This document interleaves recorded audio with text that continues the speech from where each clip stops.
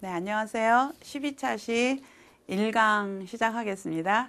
이번 시간에는 우리가 마시는 차가 만들어지는 그 과정에 대해서 학습을 해보도록 하겠습니다.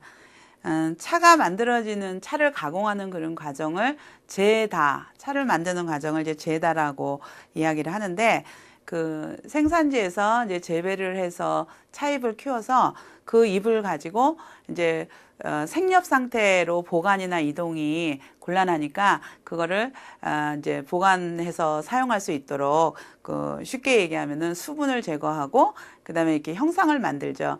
만드는 과정에서 잘 우러날 수 있도록 그 차잎의 그 겉포면을 조금 이렇게 벗겨주는, 비벼서 이렇게 껍질이 이렇게 조금 이렇게 상처가 나는 그런 과정을 통해서 만들어지는 것을 이야기하죠. 그리고 이 수확한 찻잎을 아주 높은 그 고온의 열에 증기로, 뜨거운 증기로 찌거나 아니면은 아주 달구어진 솥에 넣어서 이렇게 만들어지는데, 그래서 증기로 찌는 그런 차를 찐차 또는 증차, 그 다음에 또 솥에다가 이렇게 덮어서 만드는 거를 솥부자에 덕글초죠. 그래서 부초차라고도 하고 덕금차, 이렇게 구분이 이제 주로 돼 있죠. 그리고 만드는 방법에선 그렇게 구별이 되지만 또 그 가공 과정에서의 그 가공 방법에 따라서 녹차, 홍차, 우롱차, 보이차 이런 종류들이 분류가 되는데, 녹차류는 차잎이 아주 프레시한 그 신선한 차잎을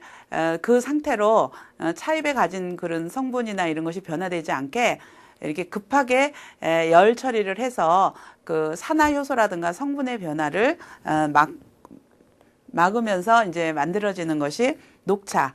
그 다음에 그 우롱차류는 반발효차라고 그러죠. 그래서 발효도가 한 10%, 15%에서 보통 65%를 반발효차라고 하지만 발효가 많이 된 거는 70%가 넘는 거 정도까지가 이제 반발효차. 그 다음에 한 85% 이상 정도 발효된 것을 홍차로 분류를 하는데, 이 발효의 정도는 그 시들리기를 하죠. 생잎을 시들리기를 해서 어느 정도 이렇게 시들어지는가, 그 산화를 시키는 거. 그래서 이렇게 만들어지는 그런 내용인데, 순서대로 한번 살펴보도록 하겠습니다. 그래서 그 녹차는 차잎에 가진 성분이 온전히 보존되도록 이게 뜨거운 온도에 급하게 열 처리한 거기 때문에 우리가 말하는 차의 다양한 건강 효능이라든가 이런 것들이 녹차가 가장 탁월한 그런 거를 가지고 있죠. 그리고 이제 우롱차라든가 홍차류 같이 발효차류는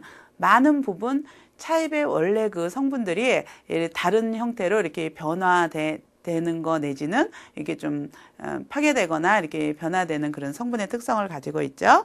예, 그게 그 이렇게 꽃이 벚꽃이 펴 있는 그 차밭은 화계에 화계천 양쪽으로 이렇게 조성되어 있는 화계차 밭인데, 이곳은 원래 그 천연으로 야생차들이 많이 분포는 돼 있었지만 근래에 와서 종자를 많이 뿌려가지고 차밭을 많이 늘렸는데, 그 과정에서 이왕이면 야생 또는 자생 상태로 재배를 하기 위해서 이렇게 산지 같은 데다가 집약적으로 이렇게 재배를 하질 않고 이제 방치해서 야생화해서 키우는 그런 차밭의 모양을 주로 가지고 있고요. 그리고 또 옆에 그렇게 줄지어 서 있는 차밭 같은 경우는 근래에 이렇게 조성되는 차밭들이죠. 작업도 수월하고 또 요새는 그 노동력 문제가 참 심각한데, 차 생산지에서 사실 차잎을 따는 철에 차를 따는 분들 중에서 한 한갑 정도 되신 어른들, 한 60 전후 되신 분들은 어린 사람들이라고 얘기를 해요. 한 7, 80된 그런 노인들. 그래서 차 산지에서는 사실 인력 확보 문제도 있고, 그래서 인근의 대도시에서 차 처리되면 차를 따라오기도 하고, 그래서 차의 어떤 그 이렇게 생산을 기계화 해가지고 이제 그 사람의 어떤 노력보다는 기계적으로 하기 위해서 이렇게 조성을 많이 해놓고 있죠. 예. 근데 이런 차를 먼저 이제 수확을 해서 만드는 과정을 한번 살펴보죠. 예.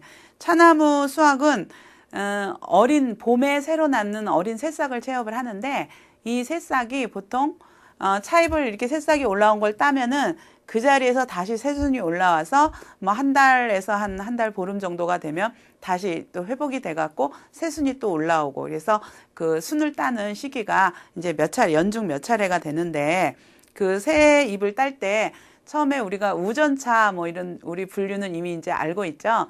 뭐 우전차라든가 고구차라든가 세작, 중작 이렇게 잎의 크기에 따라서.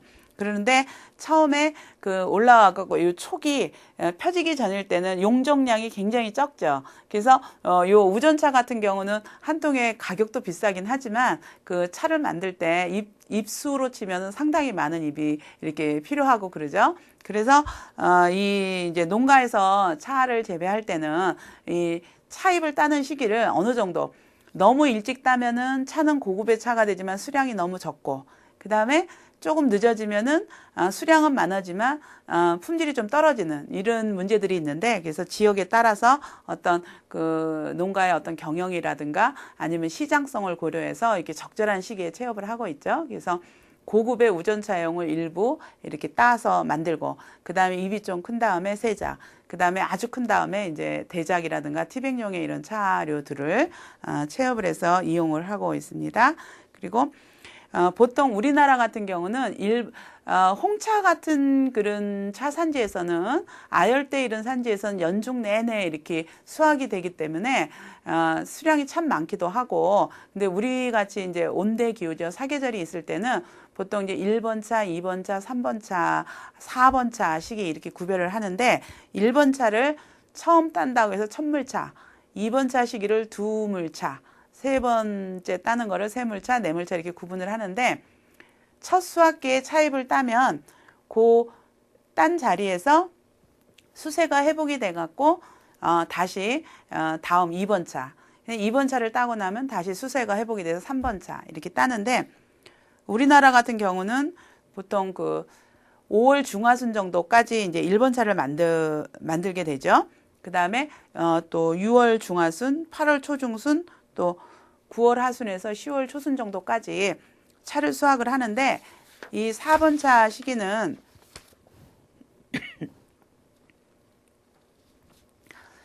4번 차의 체업 시기는 우리같이 보통 우리나라 그 육지에 속하는 곳에서는 기후적으로 좀 이제 불리한 곳이 많이 있어요. 근데 제주도는 우리나라에서 가장 남쪽이죠. 그래서 제주도 같은 경우에는 4번 차 시기까지 이 다원의 관리를 잘하면은 체업이 용이한데, 보통 1, 2, 3번 체업기 정도.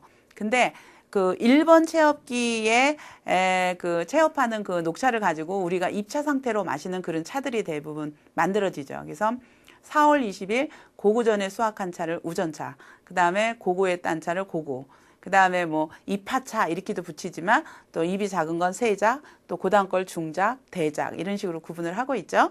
그리고 보통 이제 2번 차 체업기 이후에 따지는 차들은 경우에 따라 이렇게 그 뭐 대작이나 이런 입차로 재다가 되기도 하지만, 대부분은 티백, 그 다음에 뭐 식품 가공하는데 첨가물 내지는 이런 용도, 그런 용도로 사용이 되고 있습니다. 그리고 보통 이제 순이 이렇게 나오는 그 촉 나오는 거 있죠. 그걸 순이라 그러고, 그 다음에 요 순 옆에 잎이 펼쳐지는 거, 그걸 잎이라고 하는데, 그래서 촉이 하나 있고 잎이 하나 있는 건 일순 일엽. 우리가 우전차 정도를 마시게 되면 일순 일엽이 되고, 그 다음에 또 아니면은 일순에다가 촉이, 그 잎은 아직 펴지지 않은 상태, 그런 상태도 되죠. 기후가 미기후라고 해서 그 차밭의 기후가 일률적으로 똑같은 게 아니죠. 4월 20일 전후가 돼도 조금 추운 곳은 늦게 피고, 또 조금 따뜻한 곳은 좀 찻잎이 빨리 피고, 이런 차이가 있어서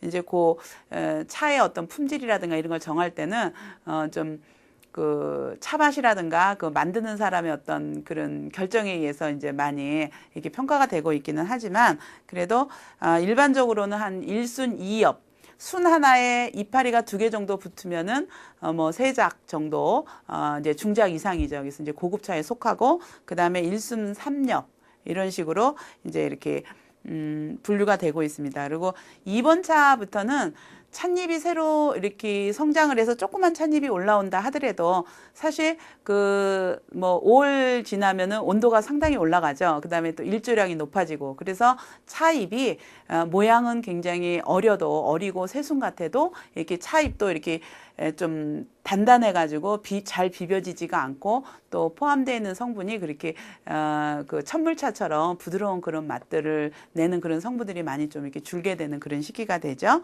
그래서 차는 사실 그 종류에 따라서 다양한 뭐 우전, 세작, 중작, 대작 이런 것도 있지만 또 그 체업 시기에 따라서 천물차, 두물차, 세물차 이렇게 다양한 종류들이 이렇게 나오고 있죠. 그리고 우리가 먹는 그런 티백들은 아무래도 2번 차 이후에 이파리들이 많고 또 요즘에는 그 고급의 녹차를 편의에 의해서 티백식으로 먹기를 원하는 그런 소비자층이 있으니까 뭐 우전차 같은 거를 티백식으로 포장하기도 하고 이런 제품도 있는 것으로 알고 있습니다. 예. 그리고 찻잎이 이제 자라서 수확을 할 때 되면은 차를 따는데 보통 고급의 차는 손으로 따죠. 아주 이렇게 조그맣게 올라온 거를 기계로 댈 수가 없으니까 손으로 따는 거. 그 다음에 어느 정도 이제 잎이 한 1순 3엽 정도 이제 중작 정도 수준이 되면은 이제 기계로 체업을 많이 하기도 하고 그리고 기계 활동이 그 차밭이 이렇게 고르게 관리가 되지 않아서 기계가 투입되기가 힘든 곳은 뭐 소형 동력 기계라든가 아니면은 가위 같은 큰 찻잎 따는 가위 같은 것들이 있는데 그런 걸 이용해서 많이 따기도 하고 아니면은 노련한 사람들이 양손으로 이렇게 해갖고 많이 따죠. 그래서 찻잎을 딸 때 보통 1인당 그 따는 그 능률을 보면 우리가 마시는 그 우전차 같은 경우는 그 정도 품질이 되는 세작은 한 사람이 하루 종일 따도 한 2kg 내외 정도를 딸 수 있는 양이 되고 그 다음에 보통 그 이제 중작 이상이 되면은 한 사람이 10에서 15kg 정도는 충분히 딸 수가 있고 그리고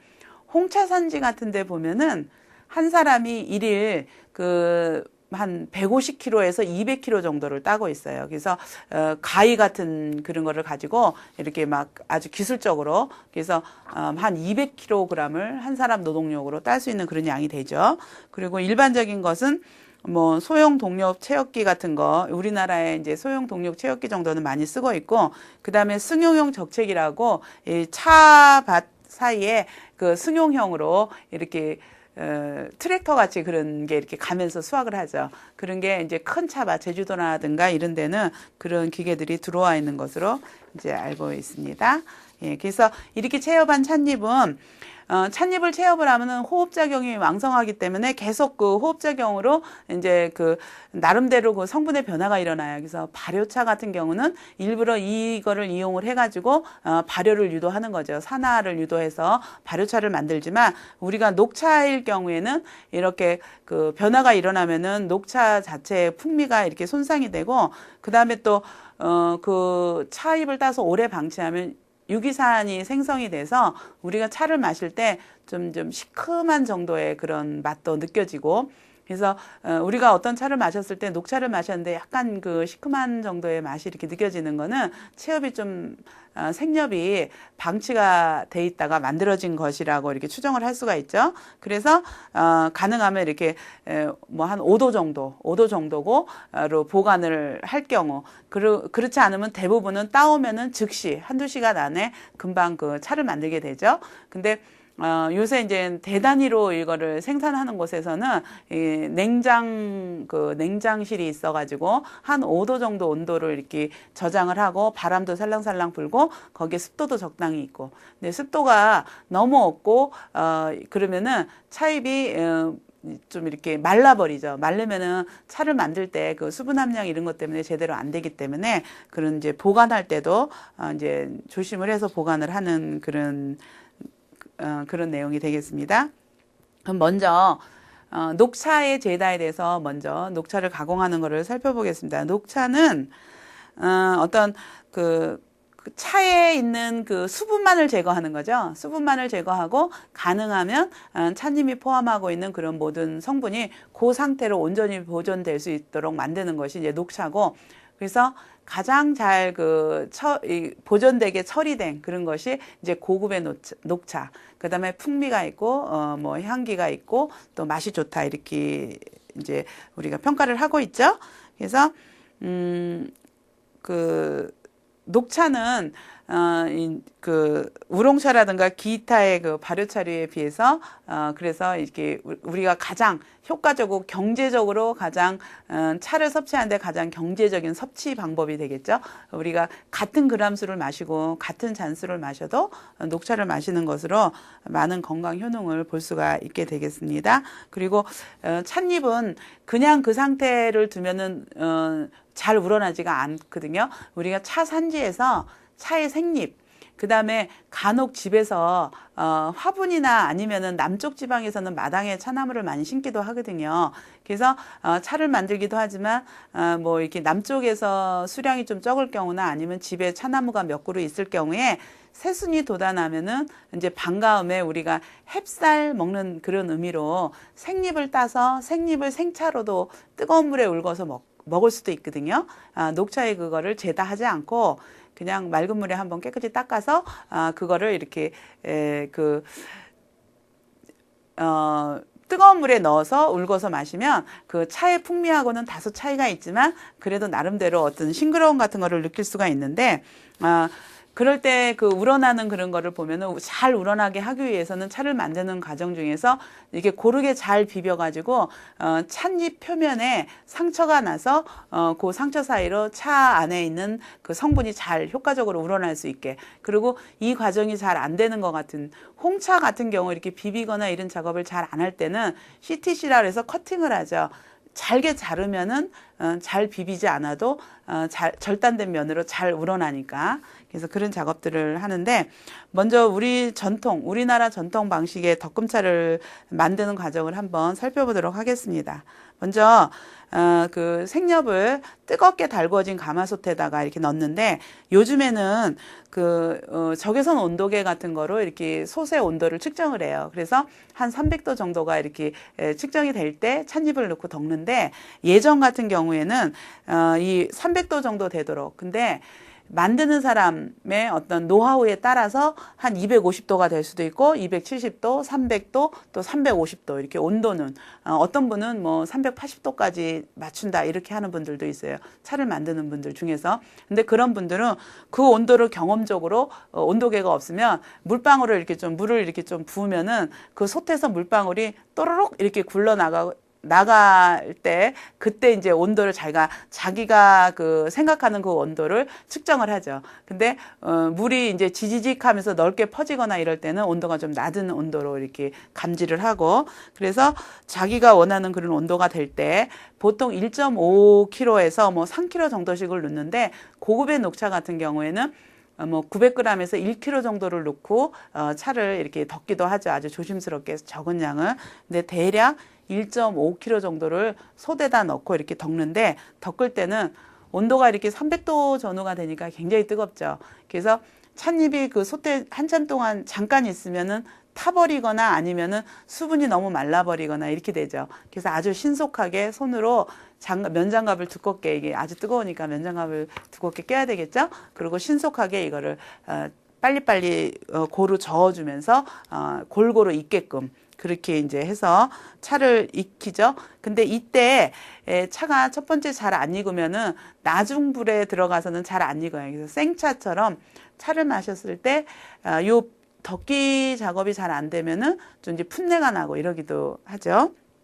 그리고 이 덮은 차를 이제 빨리 옮겨가지고 뜨거운데 오래 있으면 찻잎이 뜨니까 그거를 요즘 같은 경우는 선풍기를 이용한다든가 이래갖고 빠르게 냉각을 시켜가지고 그거를 덕석이라든가 아니면은 지금 사진에서 보시는 것처럼 이런 광목천이죠. 이런 거 위에다가 올려놓고 이렇게 비비는데, 조심스럽게 우리가 다음 강에서 제다 실습을 한번 동영상을 통해서 하시겠지만, 이렇게 공 굴리듯이 이렇게 막 빨래 밀듯이 이렇게 미는 게 아니라 이렇게 살살 궁굴르듯이 하면서 이렇게 밀어주면서 찻잎이 깨지면 안 되고 찢어지면 안 되죠. 찢어지지 않고 상처만 살살 가면서 모양이 이렇게 동글동글 찻잎이 이렇게 펴져 있는 모습이 말려지도록 이렇게 기술적으로 이렇게 비벼주는데, 이때 비빌 때 이렇게 뭉치거나 덩어리가 있고 그러면은 그 덩어리들이 수분 함량이라든가 여러 가지 그런 이유로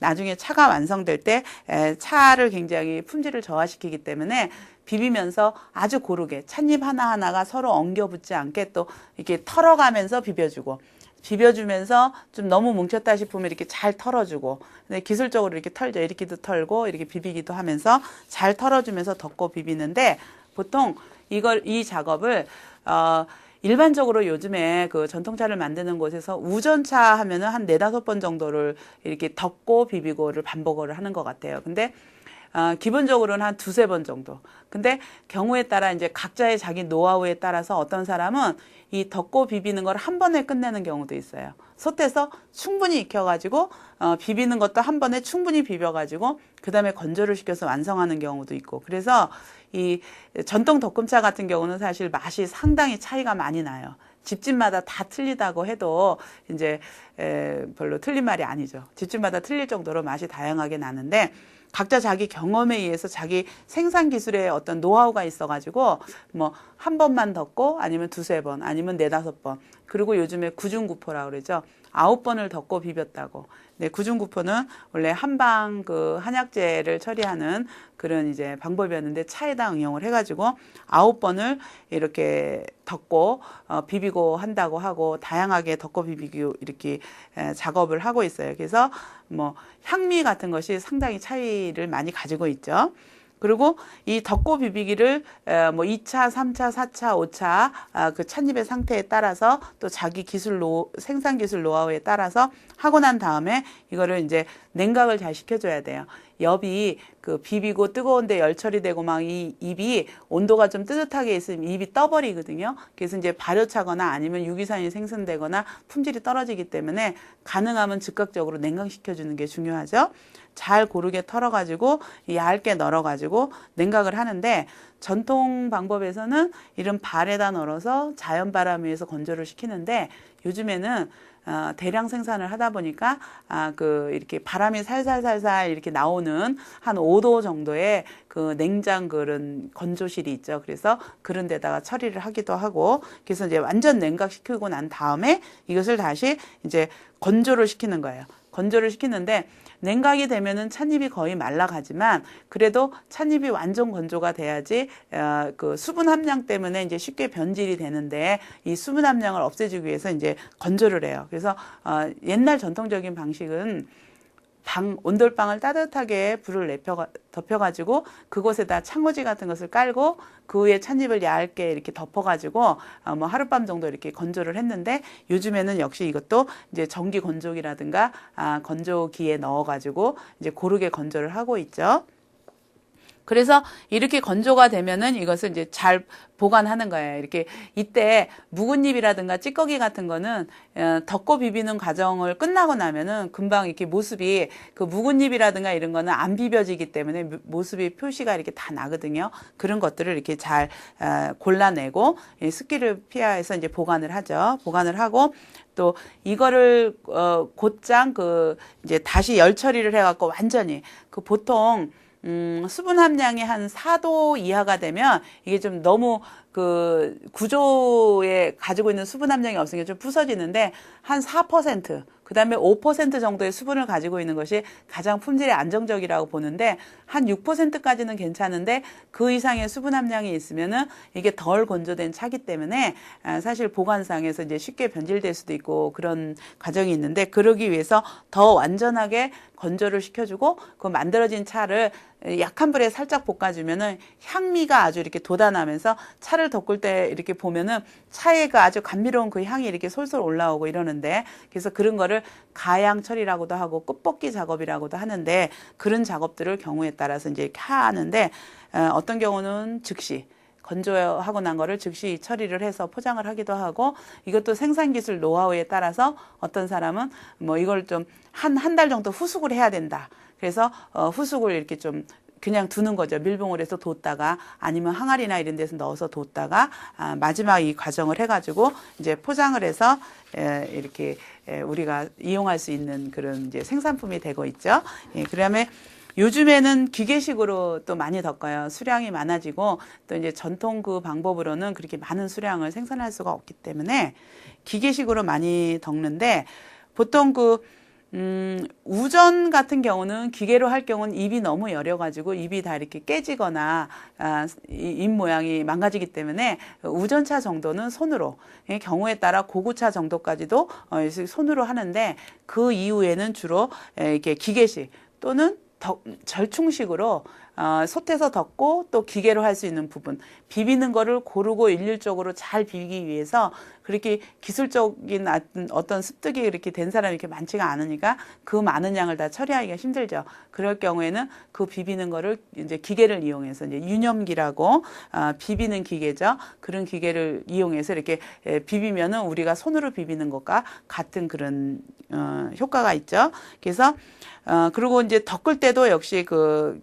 기계에다 넣어가지고 이제 가마에 넣어서 덮는 거예요. 가마에다 찻잎을 고르게 넣으면은 그 가마가 솥처럼 뜨겁게 달구어져 있는 가마에서 이제 찻잎이 고르게 덮어지죠. 그 다음에 이 덮어진 거를 꺼내가지고 얼른 냉각을 해가지고 비비는 거예요. 가압기에 넣어주면은 가압기에서 이게 또 이렇게 기계적으로 우리 이제 한번 실습에서 보시겠지만 이제 그 기계에서 돌아가고 있죠. 그 다음에 또 이제 중류 재건 이런 과정을 통해서 이제 건조가 돼요. 그래서 이때는 주로 이제 그 건조기에 들어가죠. 전기 건조기에 들어가서 건조를 하고 또 이 경우도 그 차의 특징에 따라서 이제 그 가양 처리 끝볶이를 하는 경우가 있고 아니면 건조 시간을 나름대로 온도 조절을 해가지고 뭐 80도, 100도, 60도 이렇게 자기의 이게 이제 생산 기술에 해당하고 그 집 차 맛의 어떤 풍미를 결정하는 그 노하우가 되겠지만 그런 거를 이용해서 뭐 100도씨에서 몇 분을 충분히 건조를 하면 끝볶이를 안 하는 경우도 있고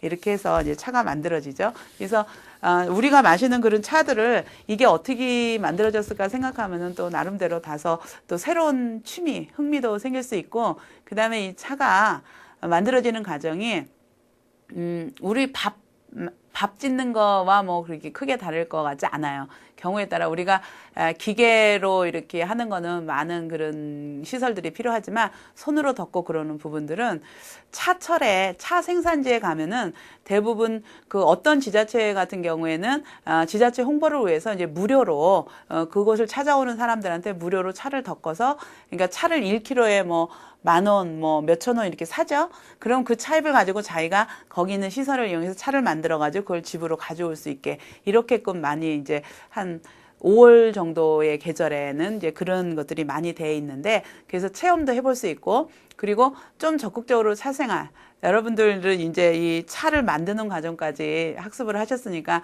정말 아주 차인들이 되셨거든요. 그러니까 차 산지에서 가을에 한 10월이나 11월쯤에 차씨 같은 것도 좀 구해 보셔가지고 집에서 화분을 통하든 어디든 이제 심어서 만들지는 못해도 생차 그 다음에 마당에 어느 정도 있는 경우에는 좀 심어서 한 번 정도 프라이팬을 이용해서도 만들어 볼 수 있는 그런 방법들이 되겠습니다. 예. 그리고 이제 찐차는 되게 이제 기계식으로 하죠. 옛날에는 이제 우리가 예전에 저도 감리차를 만들 때 이렇게 시루에다가 감잎을 이렇게 얇게 썰어가지고 시루에 잠깐 쪄가지고 선풍기에다가 그 뜨거운 김을 얼른 이렇게 날려 보내고 나서 건조해서 이렇게 마셨던 그런 기억도 있는데 옛날에 그 증차는 그런 방법이었을 거예요. 근데 요즘에는 이렇게 스팀이 나오는 이렇게 터널이 있죠. 거기에 찻잎이 기계적으로 이렇게 차츰 가면서 증기를 쬐는 거죠. 증기에 쬐이고 나서 증기 찌고 나서 급히 이제 냉각을 하고 난 다음에 다시 조유하면은 증기에 쪘으니까 이 찻잎이 물을 많이 먹었잖아요. 그래서 좀 질컥하니까 그거를 이렇게 교반시키면서 이 수분을 말리는 과정이에요. 수분이 대충 말리고 난 다음에 비벼주는 거죠.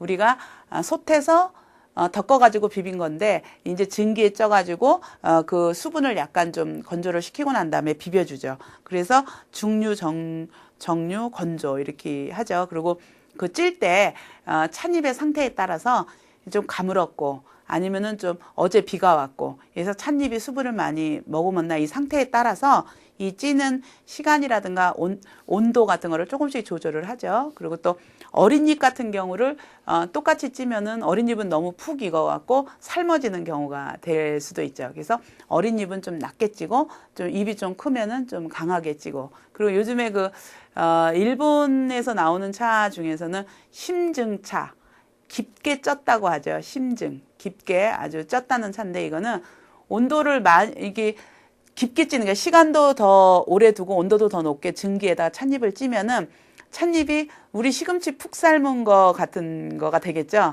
그러면은 그 시금치 푹 삶은 거 같은 게 유년기에 이렇게 비비는 기계에 들어가게 되면 어떻게 되겠어요?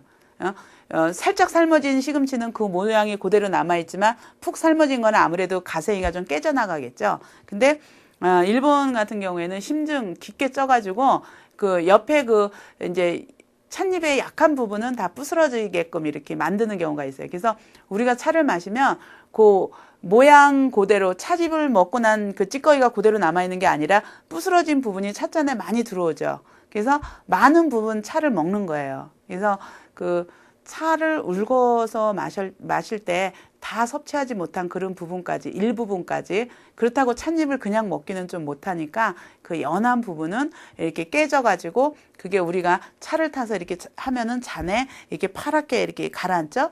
그래서 그걸 같이 이렇게 마시는 거. 그런 차들도 요새 많이 나오고 있는데, 그게 아마 생활차로서는 참 좋은 것 같아요. 이렇게 나름대로 이파리도 먹을 수 있고. 근데 또 우리나라에서 나오는 것처럼 잎의 형태가 그대로 보존된 그런 것들은 차를 울궈 마시고 나서 티백이 아닌 경우에는 그 이파리를 다 먹을 수가 있죠. 식품을 이용해서 우리가 이제 13차시에 찻잎에 활용하는 거에 대해서 다시 학습을 하시겠지만, 버릴 게 없는 그런 거 다 먹을 수 있는 그런 방법들이 되죠.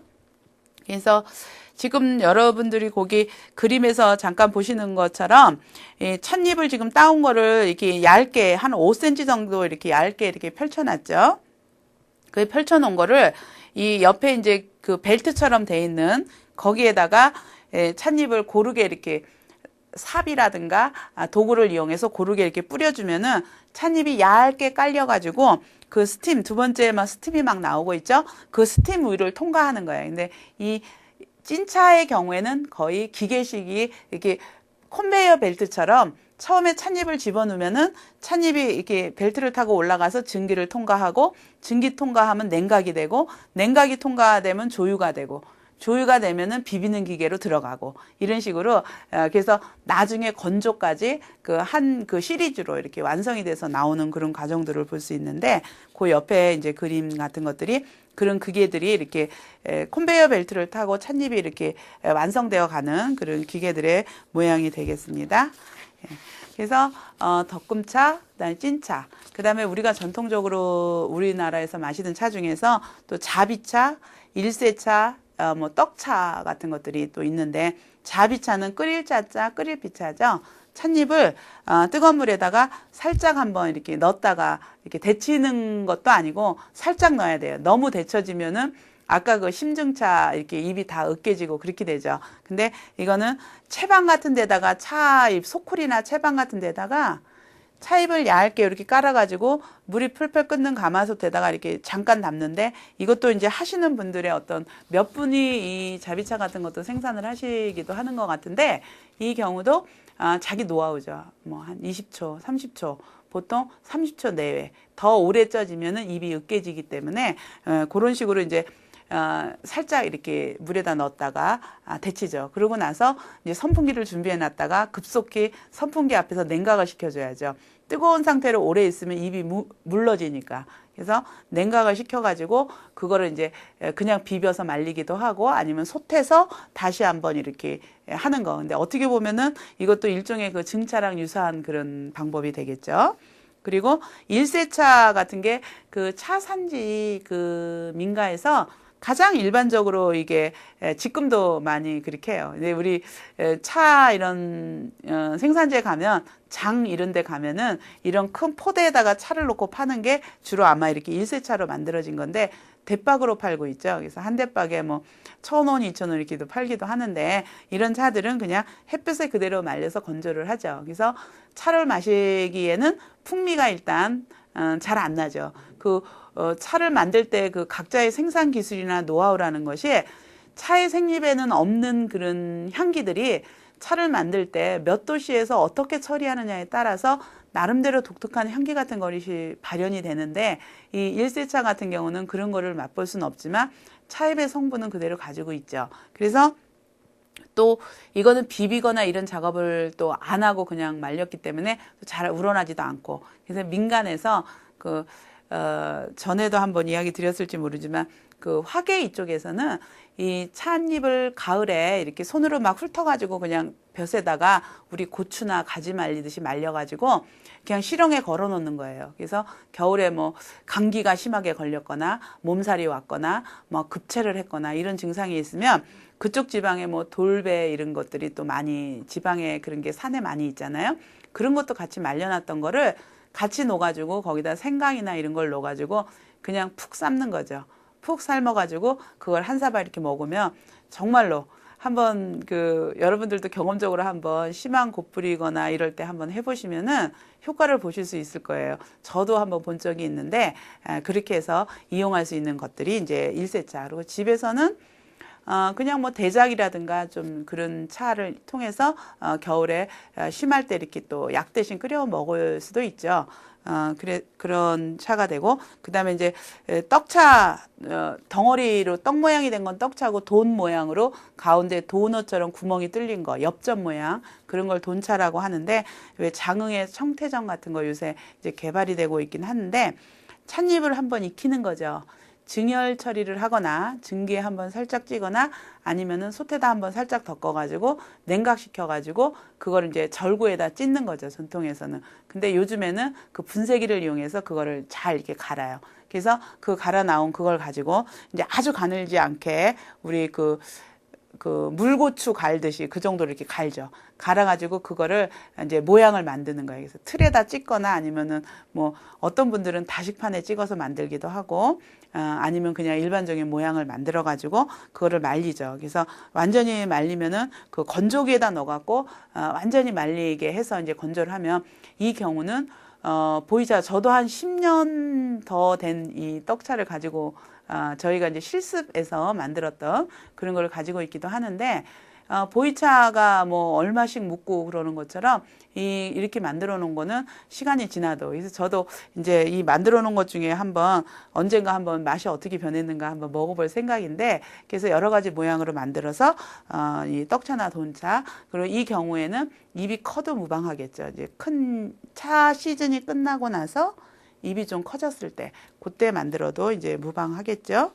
예, 그리고 그래서 우리 이제 녹차의 제다에 대해서 이제 중점적으로 사실 건강 효능이 뛰어난 녹차니까 녹차에 대해서 이제 살펴보시고, 우롱차와 홍차에 대해서 잠깐 한번 보시는데, 우롱차는 우리나라에는 분포하지 않는 품종이죠. 중엽종, 입이 중간 크기, 그 중엽종을 가지고 이제 보통 발효도 10에서 65도, 경우에 따라 한 75도까지 이제 강발효, 약발효, 중발효, 강발효 이런 식으로도 구분을 하죠.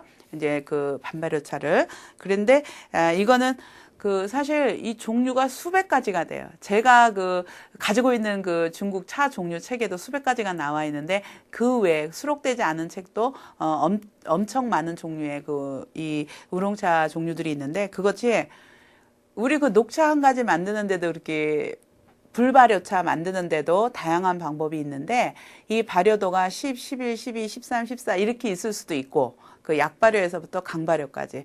그 다음에 또 나름대로의 자기가 위조를 시키거나 덮을 때 기술에 따라서 어떤 향이 발현되느냐에 따라서 독특한 어떤 그런 우롱차들이 제조가 되는데, 일반적으로는 일광위조, 실내위조 이런 거를 거쳐가지고 자기가 내가 약발효, 내가 원하는 내 생산 기술에서 원하는 그만큼 발효가 위조가 됐다 생각할 때 그거를 덮죠. 열 처리를 하면은 더 이상 위조, 시들리기가 진행이 안 되고 이제 산화 요소가 파괴되기 때문에 거기에서 이제 고정이 되는 거죠. 그래서 덮어가지고 잘 우러나도록 비벼주는 거. 그래서 비벼줄 때 기술적으로 뭐 그 용종차나 이런 거는 비비지 않고 이렇게 뜨거운 솥에다 탁탁 쳐가지고 이렇게 납작납작하게 만들지만 대부분은 그 면직물 같은데 이렇게 젖은 면직물에다 차잎을 싸가지고 막 이렇게 굴리듯이 기술적으로 비비면 자기들이 원하는 어떤 그런 형상이 되죠. 그래서 이제 이것도 역시 이제 그렇게 잘 비벼주고 또 열심히 풀어주고 이렇게 여러 차례를 하고 나서 이제 완성이 되면은 충분히 건조를 해서 이제 보관을 하게 되죠. 예, 그 다음에 이제 홍차는 이제 발효차죠. 보통 85% 이상이 이제 발효된 거를 홍차로 구분을 하는데 이제 대엽종, 입이 커다란 대엽종, 탄닌, 카테친 함량이 그 녹차를 만드는 품종에서는 한 14, 5, 6% 이하가 보통 되고요. 그 다음에 우롱차 같은 경우는 16에서 18%. 근데 이 홍차를 만드는 대엽종에는 한 24%까지 생렵에는 포함이 돼 있어요. 근데 이것이 그 만드는 과정에 의해서 이제 발효와 이렇게 산화와 이런 과정을 거치죠. 그래서 실제로 홍차에는 그 우리가 마시는 녹차보다는 상당히 적은 그런 카테친 함량이 이렇게 포함이 돼 있죠. 그리고 우리가 카테친이라는 거는 우리가 차를 마시는 이유가 되는 성분이 바로 카테친 중요 원인이 되죠. 다양한 뭐 그 항암이라든가 뭐 병을 치료하고 또 병을 이기고 뭐 이런 성분이 되는 건데 이제 그런 것이 그 생렵에는 많이 있지만 만드는 과정에서 많은 양이 이제 변화가 되죠. 그래서 위조를 시켜가지고 이것도 역시 뭐 온도와 습도 정도는 그 생산 기술에 따라서 다양한 차이가 있는데 대략 이렇게 위조를 시켜서 그 다음에 역시 이제 잘 우러나도록 비벼주죠. 잘 비벼주고 그 입에 겉에 그 표피층이 이렇게 잘 파괴되도록 잘 비벼주고 나서 발효를 시키는데 이 습도를 굉장히 높여주고 따뜻한 방에서 발효를 시켜주죠. 근데 우리나라 같은데 이제 전통 발효 시키는 데서는 따뜻한 방에다가 이렇게 보자기에 싸서 둔다든가 아니면 솜잎을 사이에다가 이제 위조시켜서 비빈 그 찻잎을 이렇게 잘 쌓아두면 그게 이제 발효가 일어나죠.